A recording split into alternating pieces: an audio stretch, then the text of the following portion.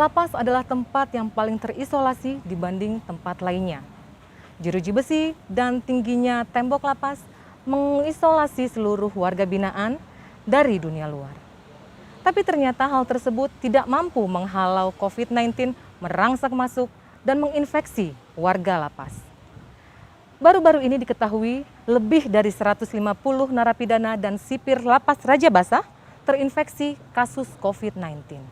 Lalu bagaimana jajaran Kemenkumham Provinsi Lampung menekan klaster lapas? Telah hadir bersama dengan saya, Bapak Kakanwil Kemenkumham Provinsi Lampung, Danan Purnomo. Selamat siang, Pak. Selamat siang. Apa kabar, Pak? Sehat, Baik, Pak? selamat sehat, Pak Delima. Amin. Terima kasih sudah hadir dalam Coffee Talk kali ini. Baik, sebagai pertanyaan pembuka, Pak, bagaimana sih prediksi Bapak COVID-19 bisa masuk dan menginfeksi warga binaan dan sipir di Lapas Raja Basah? Baik, terima kasih Mbak Delima. Selamat siang para pemirsa semua. Kalau kita lihat kejadian yang ada di Lapas Raja Basah, ini saya kira hampir kemungkinan kondisinya itu sama dengan lapas di tempat lain. Artinya adalah bahwa lapas itu adalah suatu institusi yang tertutup dalam arti bahwa steril ada di dalam, penghuni tidak ada kemana-mana, sehingga ada dua kemungkinan yang menjadi penyebab masuknya daripada COVID-19 ini. Yang pertama adalah dari manusia. Dari manusia itu tentunya karena lapas ini tertutup, dalam arti tidak semua orang bisa masuk, itu adalah pegawai. Itulah yang selalu kami tekankan kepada pegawai, bahwa tidak semua pegawai harus boleh masuk ke dalam, kecuali kalaupun pegawai yang masuk ke dalam itu yang sudah melalui prokes. Ya. Gitu. Nah, yang kedua adalah dari makanan kemungkinan. Dari makanan ini ada dua, Mbak. Yang pertama adalah ada kemungkinan dari makanan ini adalah makanan yang dimasakkan di lapas itu sendiri. Yang kedua adalah makanan kiriman untuk warga binaan yang dari keluarganya sendiri. Karena kan memang tidak dilarang untuk mengirim makanan. Kalau makanan yang disediakan oleh lapas maupun rutan itu adalah steril. Karena apa?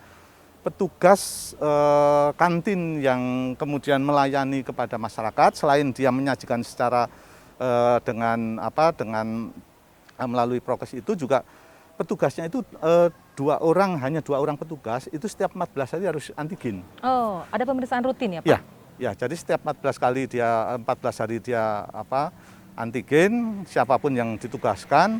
Kemudian seluruh makanan itu dimasak, Mbak, direbus semuanya gitu. Jadi saya kira kalau dari makanan warga binaan yang disediakan, saya kira negatif lah gitu tuh. Yang kemungkinan terjadi adalah adanya kiriman makanan dari luar. Ya. Dari keluarganya kita tidak bisa menjamin gitu. Betul, walaupun betul. Sudah diperiksa diganti plastik, tetapi kan siapa yang pernah memegang makanan itu kita nggak tahu. Ya. Gitu. Berpindah dari tangan ke tangan ya, Pak ya, sampai Ya. akhirnya berakhir di lapas. Iya, dan kita juga tidak tahu dia kadang kirimannya kan ada yang beli di jalan lah dan sebagainya itu. Lalu bagaimana, Pak, dengan kondisi seperti itu protokol kesehatan yang diterapkan di lapas, baik di Lapas Raja Basah maupun di lapas secara umumnya di Lampung? Secara umum protokol kesehatan prokes yang ditetapkan adalah sesuai dengan ketentuan peraturan Menteri Kesehatan. Itu artinya memenuhi kaidah-kaidah yang ada. Yang pertama, baik pegawai untuk masuk itu kan sudah kami siapkan sabun dan tempat cuci air yang mengalir. Ya. Gitu. Jadi dia harus sebelum masuk dia harus membersihkan tangan dan sebagainya dulu, atau dengan hand sanitizer. Yang kedua setelah masuk dia cek suhu. Gitu. Setelah cek suhu terus baru dia bisa bertugas. Gitu. Artinya yang memang bertugas boleh masuk ya hanya tertentu saja yang masuk itu tadi gitu. Kemudian kalau untuk warga binaan sama, di dalam juga fasilitasnya ada, Mbak. Fasilitasnya ada, artinya secara berkala ruangan itu selalu disemprot dengan desinfektan. Kemudian yang kedua masker, mereka tetap menggunakan masker, jaga jarak dan sebagainya, termasuk cuci tangan dengan, kadang kita siapkan di sana itu ada sabun dan saluran untuk air untuk cuci tangan itu. Iya. Jadi memang di Lapas Raja Basah secara khusus itu sudah disiapkan ruang isolasi ya Pak ya? Iya. Ya. Untuk memisahkan napi yang memang sudah terpapar, yang sudah Ya. positif dengan yang masih sehat. Bagaimana kondisi ruang isolasi tersebut Pak? Secara umum sebetulnya kami juga lapas dan rutan memang juga kami persiapkan ruangan kosong untuk isolasi manakala ada kemudian warga binaan yang terpapar. Itu kami siapkan itu. Nah, terkait dengan Raja Basa ini karena jumlahnya kemarin dari pemeriksaan itu cukup besar, kami telah siapkan blok. Jadi ada blok B2 dan sebagainya, itu kami siapkan untuk menampung mereka. Berapa banyak itu bloknya Pak? Ukurannya berapa panjang, berapa luas? Untuk bloknya ada 2 blok D2 sama blok B2 dan blok D2 kalau tidak salah itu. Itu saya kira cukup karena apa? Karena yang kita masukkan di dalam ruang isolasi itu adalah semua yang terpapar kita masukkan gitu. Jadi mereka dilakukan isolasi mandiri itu secara bersama-sama. Secara gitu. Bersama-sama dalam grup waktu 14 hari dan sebagainya, kemudian nanti dilakukan pemeriksaan antigen lagi. Kalau begitu satu blok Pak, kira-kira ada berapa jumlah narapidana yang ada di dalamnya yang diisolasi Pak?